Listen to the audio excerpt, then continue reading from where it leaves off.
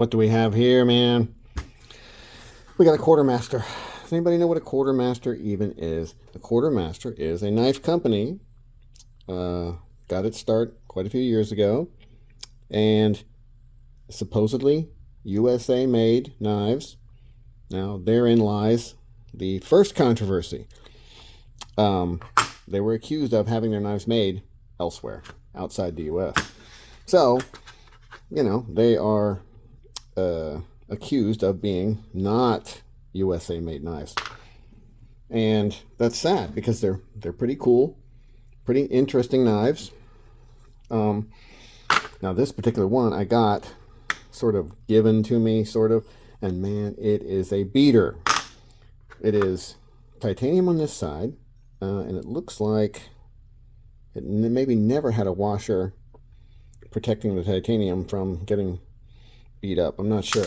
Normally you would have a washer there, and either they lost the washer or it never had it, but you can see that it was just spinning on the titanium there, I think. Yeah, let's see, no washer. And even worse, there was no washer on the G10 side. So that just wore down into the G10 and made it trash, basically. And so it's just full of all kinds of gunk from running for years and grinding on the G10, and it's just a hot mess. So I'm going to try to fix it up, though.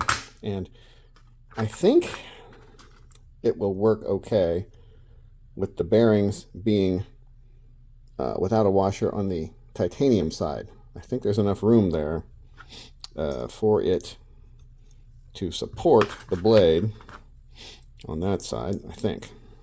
So there's a little bit of space there, even without a washer, right? So I think that'll work.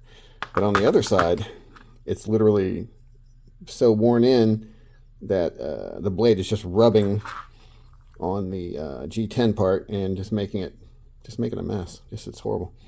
So I'm going to try to create a washer. I had one laying around here. Okay, so this is just a random washer from Home Depot that the hole in the washer is a little smaller than the pivot is, and the outside's a little bigger than it needs to be to fit in here. So we can make this washer work, hopefully. So I'm going to find a drill bit that's the right size to drill out the middle. Then we're going to figure out how to hold it and spin it up against a grinder or something to make it small enough to where it'll work. So we're going to do that and then come right back. So normally I would put this into a vise, you know, but I just want to do it in front of the camera. So vice grips, let's try it. Sometimes this doesn't work. I mean, usually this doesn't work. Ah! Yeah. And there it falls. So, not only have I scraped up the damn thing, but I almost lost it. So I'm going to smash it a little harder and hope that it stays in the jaws of life here. Whoopsie. Damn it. Well, okay.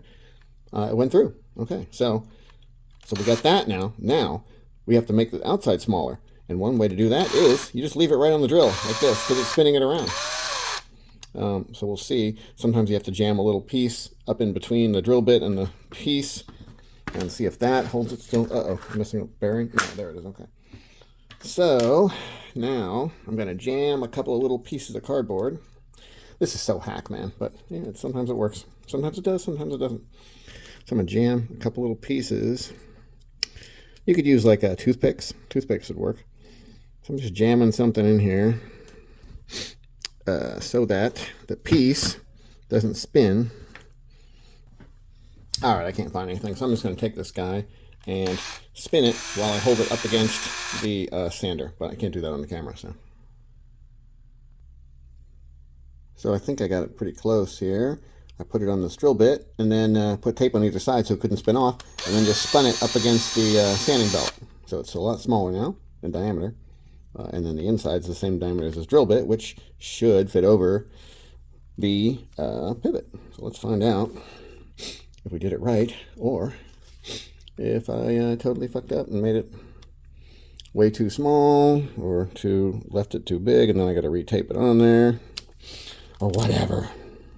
If only I had like a knife or something. I'm literally at a table just surrounded by knives, but okay. So we got this. Now it's still ugly all on the edges and everything, but does it fit in the hole? Oh, look at that. Perfect. Okay, so it fits in there. And does the pivot fit inside of it now? Yuppers. Okay, so now I just got to clean up the edges. It has all kinds of little, rough edges and sharp edges and stuff. So we'll clean that up. I'm just going to push it around on some sandpaper until I get it down to a fine, maybe like 1000 grit or something, so that the bearings will roll smooth on it. And then I'm going to put it in and see. So I got it kind of roughed in, kind of the edges kind of cleaned up, but now we're down to 220. So I'm just going to rub it back and forth on 220 a little bit.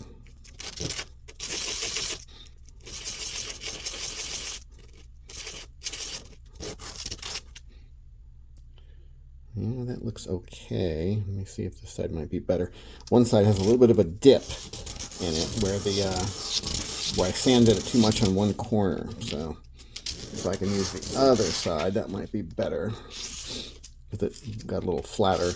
I got kind of lazy and was just pushing on one side only, and I wasn't spinning it around. Like now I'm stopping it and spinning it every few seconds, every few passes, and hopefully that keeps it from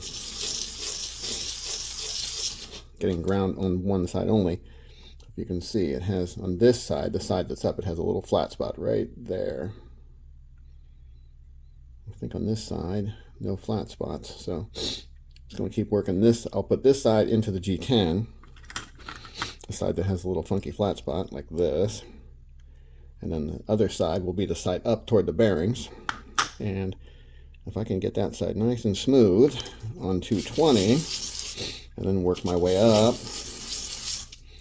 I think it will be nice. I mean, we're not going to make a mirror out of it or anything, but we're going to have it, pretty nice. So that's 220. We'll get a couple more grits going. So we're at 600 now after 450, I think. I don't know, 400 something. And this is 600.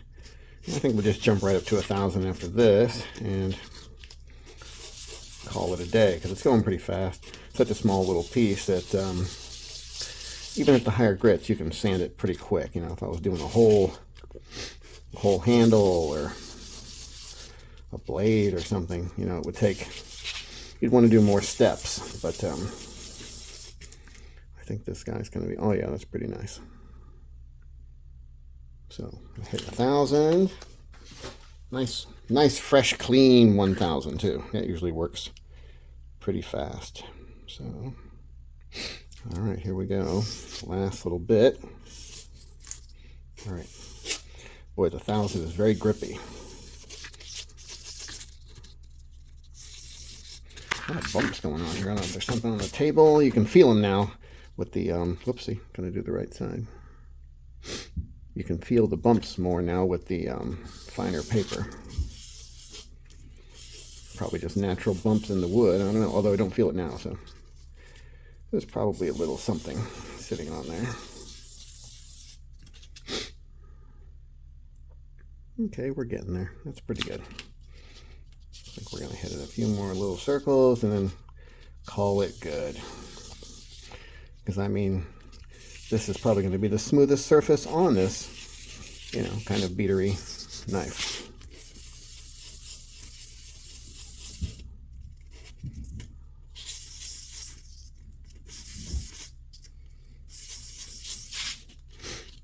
Okay, yeah. All right, so I'm going to clean this up a little bit. And then we're going to go ahead and maybe also clean up inside of that a little tiny bit too. You know what I'm going to do? I'm going to put a little circle of, do I want to sand in there? Man, that thing is so beaten up. I don't know if I want to sand inside there or not. Let me see. Will this thing sit flat? Does it feel flat? Feels pretty solid. Yeah, I think I'm just going to go with that. All right, so we're going to clean this guy up and get it back together and see if it's cool. So, look what we got here. I sharpened it up, in my own way. I'm not an expert sharpener, but yeah, it's not bad. I could tighten that just a hair more. That's Let's see. Yep, very nice. The centering is actually not bad. I'm just kind of surprised. Putting a whole new washer in, basically having the, I mean, fucking handmade washer on one side. It's just wild. I don't know if they originally even had a washer. They may have had it sitting on G10, which is just wild, because I had to actually cut into the G10 some to get the washer to fit, even after I thinned the washer out till it was super thin. I don't know. I'm not sure what they originally had. So maybe there was no washer, and I just put a washer in. But you need a washer on a G10 knife with bearings riding against a G10. So now it has it. It's actually pretty nice. Yeah, pretty cool knife, really. And then, so this is the Quartermaster.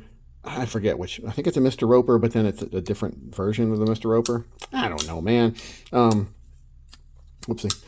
It's not great for reverse flicking for me. My finger gets kind of stuck in it. But, the thumb flick is really, really nice.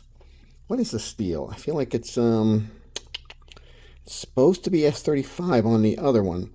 I have another Mr. Roper. The other one, I think, is called the Mr. Roper Eviction. And it's a little bigger. So it's a little bit of a chunky boy. Thicker blade, a little bit longer, just all around a little beefier. And it's a flipper action knife, and the other one is not. Now this one was also beat to shit, and I fixed it up, put a regrind on it because it had been badly sharpened. Way worse than me badly sharpening it. And also did this cut on the top. The top used to come way up like this, and it was just so fucking heavy. So we cut out some metal from it to make it a little less front heavy, so where it's almost balanced, not quite, but close, and make it a harpoon, because harpoons fucking rule. And just reground everything. It was a black coated blade before, so we just recoated everything, or reground everything so that it looks good. Now this one reverse flicks great, and slipper tab works great too. So this one's pretty cool. So I'm trading both of these for another knife. What the fuck is it called? It's a squid. I don't know, man. It's a squid. Who knows? It might not be something I like, but the only problem with these is, well, actually there's no real problem with this one. Now that I got this one together, I kind of like it, and I wish I hadn't offered to trade it. Is it a front flipper? Oh yeah, it's a front flipper too. How about that shit? Who knew? So you catch your thumb right there. Well, that's a front flipper. Who the fuck knew? Who knew, man? Too bad they didn't do that with this one. So we got two of these nice Mr. Ropers, and they are going out and saying bye-bye. This one is just so beefy, man. Look at this thing.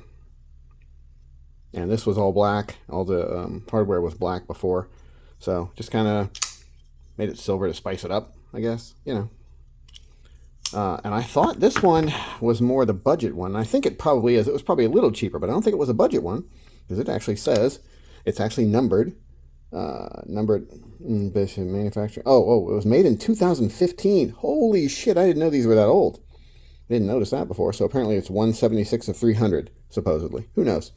And like I said, these were supposedly U.S. made, but then maybe Riot made them, or maybe somebody else made them for the company, supposedly. That's the rumor.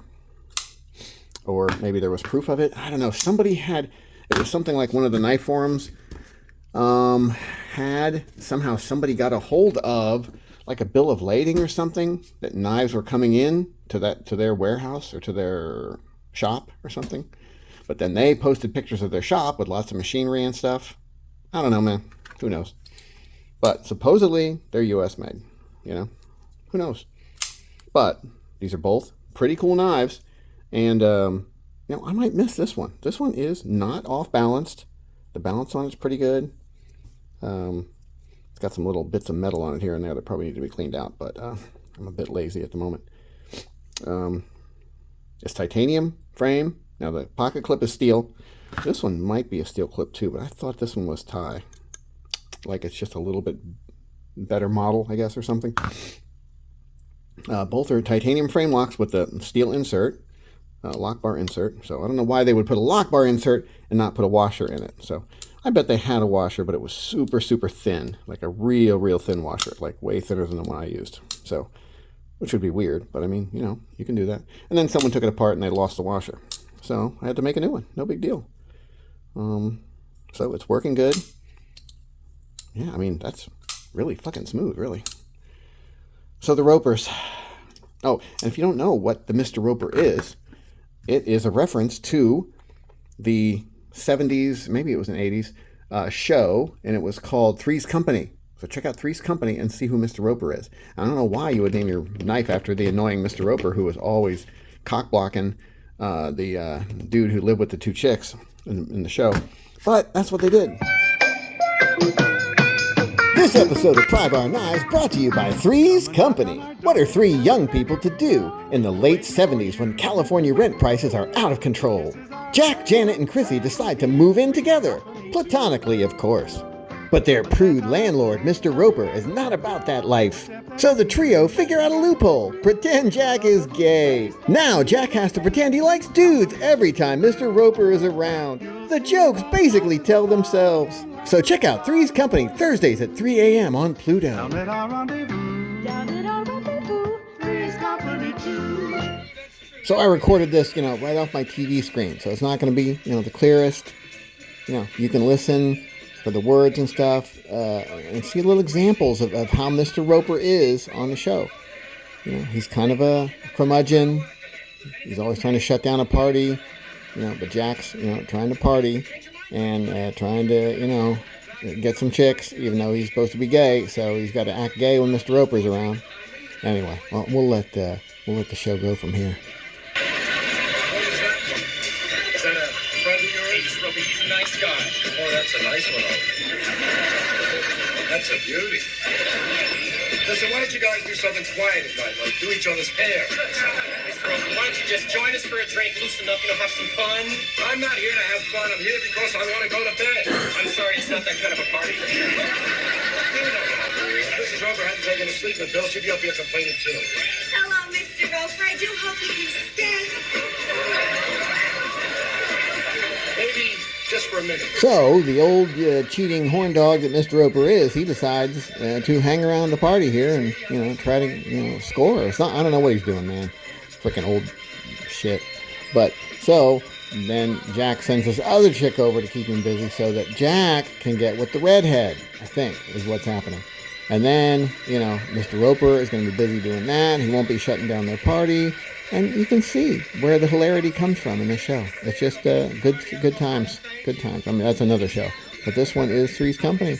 And the other 2 girls weren't in this part of the episode or something. But anyway, that's kind of the show. The Mr. Roper from Quartermaster. 2 of them here. And they're both going out, going bye-bye. Bye-bye, guys. Have a nice day.